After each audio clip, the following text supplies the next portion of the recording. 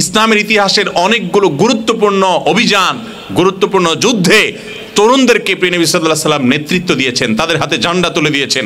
অনেক বড় বড় গুরুত্বপূর্ণ দায়িত্ব প্রিয় নবী সাল্লাল্লাহু আলাইহি ওয়াসাল্লাম অনেক তরুণদের হাতে দিয়েছেন। তিনি তাদেরকে এত বেশি ভালোবাসতেন। তারা ছিল কিছু যুবক যারা পৃথিবীর ইতিহাসের এক বিরল দৃষ্টান্ত স্থাপন করেছে, এক বিরল নজির তারা স্থাপন করেছে এবং এমন এক ত্যাগের স্বাক্ষর তারা রেখেছে যে কোরআন সেই ইতিহাসকে উল্লেখ করেছে। তারা আর কেউ ছিল না, তারা ছিল কিছু যুবক, কিছু তরুণ। এরাই গোটা সমাজের মোড়কে পরিবর্তন করে। বাংলাদেশের মোট জনগোষ্ঠীর বড় একটা অংশ যুবক এবং তরুণরা। এই তরুণদেরকে আমাদের প্রিয় নবী সাল্লাল্লাহু আলাইহি সাল্লাম অত্যন্ত ভালোবাসতেন এবং বিশেষ গুরুত্ব দিতেন। প্রিয় নবী সাল্লাল্লাহু আলাইহি সাল্লাম বিভিন্ন সময় তরুণদেরকে আলাদা করে সম্বোধন করতেন।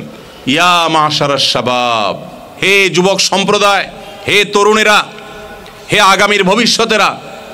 আপনার আমার প্রাণের নবী সাল্লাল্লাহু আলাইহি সাল্লাম এভাবে তরুণদেরকে ডাকতেন, ডেকে ডেকে বিভিন্ন গুরুত্বপূর্ণ দিক নির্দেশনা দিতেন। প্রিয় নবী সাল্লাল্লাহু আলাইহি সাল্লামের এই কর্মপন্থা থেকে, তার এই ডাক থেকে, তরুণদেরকে আলাদা করে সম্বোধন করে বলা থেকে বোঝা যায় প্রিয় নবী সাল্লাল্লাহু আলাইহি সাল্লাম তরুণদেরকে আলাদা করে কিছু বলতে চাইতেন।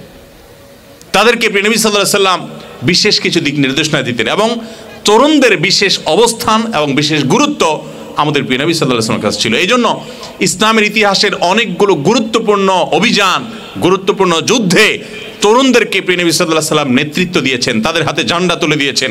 অনেক বড় বড় গুরুত্বপূর্ণ দায়িত্ব প্রিয় নবী সাল্লাল্লাহু আলাইহি ওয়াসাল্লাম অনেক তরুণদের হাতে দিয়েছেন। তিনি তাদেরকে এত বেশি ভালোবাসতেন।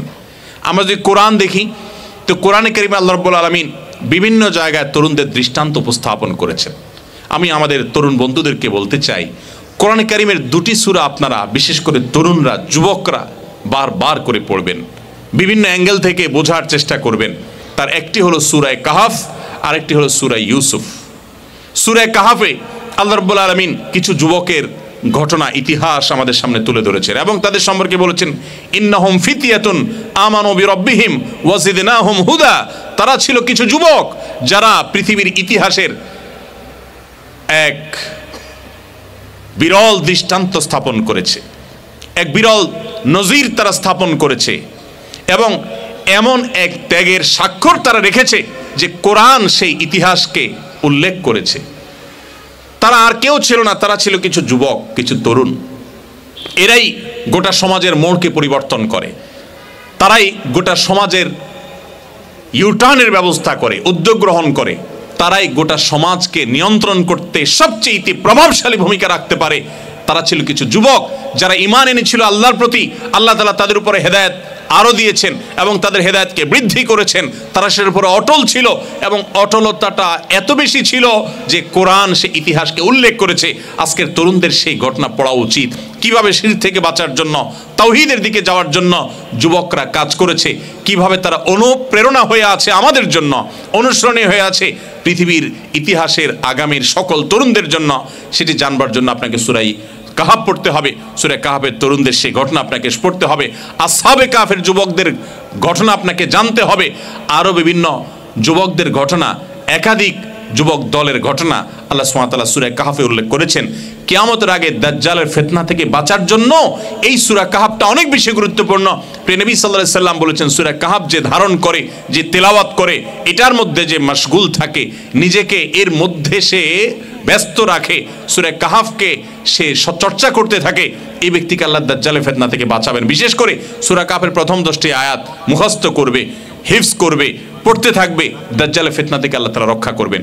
এই জন্য সূরা কাহাফ বিশেষ করে তরুণরা তাদের ইতিহাস জানবার জন্য, তাদের পরিচয়, আত্মপরিচয় এটা জানবার জন্য এই সূরা কাহাফটা পড়া দরকার। সূরা কাহাফের তরুণদের ঘটনা পড়া দরকার। সেই সাথে সূরা ইউসুফ। আজকের তরুণরা তাদেরকে ধ্বংস করবার জন্য সংস্কৃতির নামে, বিনোদনের নামে, শিক্ষার নামে, বিভিন্ন নামে আমাদের তরুণদেরকে শিকার করবার জন্য আজ নানা রকমের আদার দেওয়া হয়েছে। মাছ শিকার করবার জন্য বড়শির মুখে যেরকম অনেক মুখরোচক আদার দেওয়া হয়, আমার তরুণদেরকে, এদেশের মুসলিম যুবকদেরকে, তরুণীদেরকে ধ্বংস করবার জন্য শিক্ষার নামে, কখনো বিনোদনের নামে, কখনো সংস্কৃতির নামে, কখনো বিভিন্ন নামে আমাদের তরুণদেরকে নানা রকমের আদার দিয়ে শিকার করা হচ্ছে। শিকার হওয়া তরুণের সেই অনুভূতিও নাই, তার সে ন্যূনতম সেন্সটুকু পর্যন্ত নাই যে সে শিকার হয়ে যাচ্ছে। সে কারো না কারোর অন্ধ অনুকরণ করছে। তাকে বলা হচ্ছে তুমি স্বাধীন হও, তাকে বলা হচ্ছে তুমি খোলস থেকে বেরিয়ে আসো, তাকে বলা হচ্ছে তুমি নিজের মত প্রকাশ করো, তাকে বলা হচ্ছে তুমি মুক্ত হও। মুক্ত হওয়ার কথা বলে তাকে রবের গোলামি থেকে রবের গোলামদের গোলামে পরিণত করা হচ্ছে। সম্মানিত উপস্থিতি, এই জন্য আমার তরুণ বন্ধুদের প্রতি, আপনাদের প্রতি আমার আরজ থাকবে যে আজ তরুণদের চরিত্র ধ্বংস করবার যে চক্রান্ত চলছে, এখান থেকে বাঁচবার জন্য ইউসুফ আলাইহিসসালামের ঘটনা বারবার পাঠ করা দরকার, পুনর্পাঠ করা দরকার। কিভাবে একজন মুসলিম তরুণ, আল্লাহর প্রতি বিশ্বাসী তরুণ, সে নিজেকে নিয়ন্ত্রণ করতে শিখবে, যেখানে সেখানে সে নিজেকে বিলিয়ে দিবে না। তার একটা আত্মসম্মান থাকবে, আত্মমর্যাদা থাকবে, আত্মপরিচয় থাকবে, তার মধ্যে একটা বাইন্ডিংস থাকবে, নিয়ন্ত্রণ করবার ক্ষমতা থাকবে। যার নিজের প্রতি নিজের কন্ট্রোলিং পাওয়ার নেই, সে নিজেকে যুবক দাবি করাটাও হাস্যকর। যুবক এবং তরুণ তো সে যে নতুন গাড়ির মতো, নতুন গাড়ি যেরকম ব্রেক দিলে সাথে সাথে সেটা কাজ করে, ঠিক একইভাবে একজন তরুণ সে যেখানে থামতে চায় সেখানে সে থামতে পারে, নিজেকে নিয়ন্ত্রণ করতে পারে, তার চরিত্রকে যেখানে সেখানে রাস্তাঘাটে বিলিয়ে দেয় না, অপাত্রে বিভিন্ন মুখরোচক স্লোগানের আড়ালে সে নিজের চরিত্রকে ধ্বংস করে দেয় না।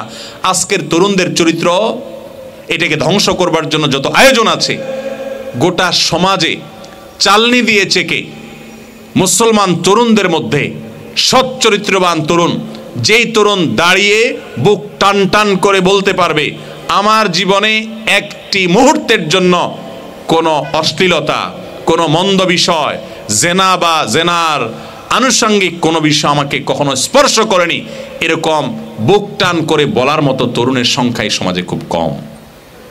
সম্মানিত ভাইরা, সেই যুবক হওয়ার জন্য আমাদেরকে সূরা কাহাফ পড়তে, সূরা ইউসুফ পড়তে হবে। কিভাবে আল্লাহ নবী ইউসুফ আলাইহিস সালাম তার কাছে লোভনীয় প্রস্তাব এসেছিল, কিভাবে তিনি সেই প্রস্তাবকে ডিনাই করে নিজের ঈমানের পরিচয় দিয়েছেন, সেই জন্য তাকে জেলে পর্যন্ত যেতে হয়েছে। তিনি সে বন্দি জীবনকে গ্রহণ করেছেন, নিজের চরিত্রকে বিলিয়ে দেন নাই। আর আমাদের যুবকরা, তাদেরকে কোনো প্রলোভনও দিতে হয় না, স্বেচ্ছায় তারা শয়তানের হাতে ধরা দিচ্ছে। এই যুবক গোটা পৃথিবীতে যদি ভরেও যায়, এই মুসলিম যুবক দিয়ে মুসলমানদের কল্যাণ হবে না, মুসলমানদের মুক্তি সাধন হবে না। মুসলমানদের মুক্তির জন্য এমন কিছু যুবক দরকার যারা হারামকে না বলার মতো ঈমানি পাওয়ার অর্জন করবে। আল্লাহ আমাদের সব যুবককে সেটা তৌফিক দান করুন। অতএব আমি যুবকদেরকে বলতে চাই যে আপনারা সর্বপ্রথম যে কাজ করবেন তা হলো কোরআন এবং হাদিসের ব্যাপক নলেজ এবং ইলম অর্জন করতে হবে আপনাকে। আপনি শুধুমাত্র শুনে শুনে মুসলমান হলে চলবে না, আপনি মুসলমানের সন্তান মুসলমান হলে চলবে না। আপনাকে কোরআন সম্পর্কে জানতে হবে, আপনাকে হাদিস সম্পর্কে জানতে হবে, আপনাকে তুলনামূলক ধর্মতত্ত্ব সম্পর্কে জানতে হবে, আপনাকে কূটচক্র যে নাস্তিক এবং উগ্র নাস্তিক যারা মিস্তাব এবং মুসলমানদের প্রতি বিদ্বেষ লালন করে, এরা যে বিভিন্নভাবে বিশেষ করে সোশ্যাল মিডিয়াতে, বিভিন্ন ব্লগে, বিভিন্ন জায়গায়, বিভিন্ন প্ল্যাটফর্মে তারা যে ইসলামের বিষয়ে আপনাকে সন্দেহপ্রবণ করে তুলবার জন্য নানা রকমের তারা ফাঁদ পেতে রেখেছে, সেগুলোর বিরুদ্ধে সোচ্চার হওয়ার জন্য আপনাকে জ্ঞান অর্জন করতে হবে। আপনাকে ইসলাম সম্পর্কে নিজে আগে ভালো করে জানতে হবে, তাহলে সেগুলো মোকাবেলা করতে পারবেন। এবং নিজের চরিত্রকে হেফাজত করবার জন্য যেমনটি বলেছিলাম, সূরা কাহাফ এবং সূরা ইউসুফ আপনাকে পড়তে হবে, বুঝতে হবে। আল্লাহ তাআলা আমাদের যুবকদেরকে আদর্শ মুসলিম যুবক হওয়ার তৌফিক দান করুন, আসহাবে কাফের যুবকদের মতো যুবক হওয়ার তৌফিক দান করুন, ইউসুফ আলাইহিস সালামের মতো বলিষ্ঠ চরিত্র অধিকারী হওয়ার তৌফিক দান করুন। আল্লাহ তাআলা আমাদের সমস্ত যুব সম্প্রদায়কে যত ষড়যন্ত্র আছে, দেশীয় এবং আন্তর্জাতিক ষড়যন্ত্র আমাদের মুসলিম যুবকদের ঈমানকে হরণ করবার জন্য, এগুলো থেকে আল্লাহ রাব্বুল আলামিন আপন অনুগ্রহে, আপন রহমতে আমাদের সবাইকে হেফাজত করুন, বলুন আমিন।